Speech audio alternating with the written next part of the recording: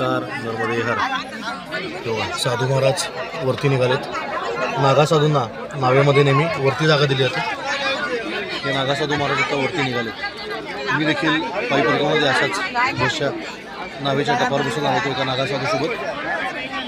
आपण बघू शकता एक नवीन बदल झालेला सकारात्मक म्हणजे सगळ्यांना लाईफ जॅकेट्स दिलेले आहेत. तर देखील मध्ये बसलेल्या लोकांनी लाईफ जॅकेट घातलेले नाहीत अजून, परंतु या नावा अतिशय सुंदर अशा अधिक क्षमतेच्या नावा या आता गुजरात सरकारने नर्मदा परिक्रमासाठी नियुक्त केलेल्या आहेत. त्या 3 नावं आपण बघतो की 1 क्रमांकाची नाव, ही 2री आणि 3री अशा 3 नावं एकत्र जोडलेल्या आहेत. जुनी नाव तेव्हा चालली आता जी गेली. अशा प्रकारच्या जुन्या नावा पूर्वी होत्या. समुद्राचं पाणी भरती वाढले की अशा पद्धतीने या नावा निघत असतात. आता भरतीचं पाणी पूर्णपणे भरलेलं आहे.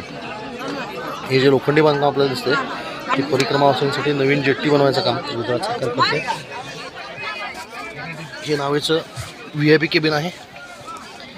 इथे बसून आपल्याला नाव कशी चालवली जाते ते बघता येतं. सुकाणं हाताळलेलं बघता येतं. आणि ही परिक्रमावासियांची नवीन जेट्टी. ही जेट्टी फार आवश्यक होती. इथं परिक्रमावासियांचे हाल व्हायचे. आता आपण जो बघतोय चिखल, या चिखलाने हे पूर्ण खाडी भरलेली असते. जेव्हा भरती येते तेव्हाच फक्त इथं पाणी असतं, नाहीतर हा संपूर्णपणे चिखल झालेला असतो. आता सूर्योदय झालेला आहे. नावा भरून झालेल्या आहेत. आता थोड्या वेळ आपले नाव निघणार आहे. नर्मदे हर.